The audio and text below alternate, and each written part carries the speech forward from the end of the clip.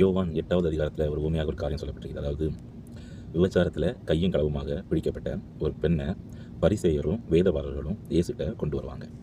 இயேசுட்ட வந்து சொல்லுவாங்க, இப்படிப்பட்ட பிரகாரமாக இந்த பாவத்தை இந்த ஸ்ரீயானவள் செய்தால் இவளை வந்து நம்ம கல் எறிஞ்சி கொள்ளணும் என்கிற விதமாக. இயேசு சொல்வார், உங்களில் யார் ஒருவர் பாவம் செய்யவில்லையோ அவர்கள் இவள் மீது கல்லை எறியட்டும் என்கிற விதமாக.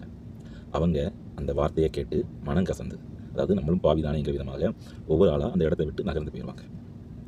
அப்போ இயேசு அந்த ஸ்ரீகிட்ட 11வது வசனத்தை சொல்லப்பட்டிருக்குது, நீ போ, இனி பாவம் செய்யாதே என்றார். விபச்சாரத்தில் பிடிப்பட்ட ஒரு பெண்ணை தேவன் வந்து மன்னிச்சு அனுப்பினார். ஆனால் சொல்லி விடுவார், இனி பாவம் செய்யாதே. இந்த நாட்கள்லையும் நம்மக்கிட்ட இடைபெறுகிற காரியமும் இதுதான். இனி பாவம் செய்யாதபடிக்கு, அதாவது துணிகரமான பாவங்கள் நம்மளுடைய வாழ்க்கையில் வெளிப்படும்னா, நாம் துணிஞ்சு சில காரியங்கள் செய்வோம்னா, இந்த வேதத்தை அறியாதபடிக்கு நம்மளுடைய காதை கண்ணை அடைத்துக் கொள்வோம்னா, யோவான் 7:49 சொல்லப்பட்டிருக்குது, வேதத்தை அறியாதவர்களாகிய இந்த ஜனங்கள் சபிக்கப்பட்டவர்கள். ஒருவேளை அறியாதபடிக்கு நம்ம வாழ்ந்து கொண்டிருப்போம்னா நம்மளுடைய வாழ்க்கை சபித்த ஒரு சூழ்நிலைக்கு தள்ளப்படும். பாவத்தை விட்டு விலகி, இனி அவர் சொன்னார் இல்லையா அந்த ஸ்ரீகிட்ட, இன்னைக்கு நம்மகிட்டையும் சொல்கிறாரு, இனி பாவம் செய்யாதே, இனி பாவம் செய்யாதபடிக்கு இந்த வேதத்தை அறிந்து கொள்வதற்கான அந்த முயற்சியை எடுப்போம், அந்த வாஞ்சை எடுப்போம். அந்த கிருபைகளை கர்த்தர் நம்மளுடைய வாழ்க்கையில் தரணும். வேதத்தை அறிஞ்சு கொண்டு அதன் பிரகாரமாக வாழ்வோம். நீங்கள் கர்த்தருடைய பெரிதான கிருபையில் நல்லா இருப்பீங்க. ஆமென்.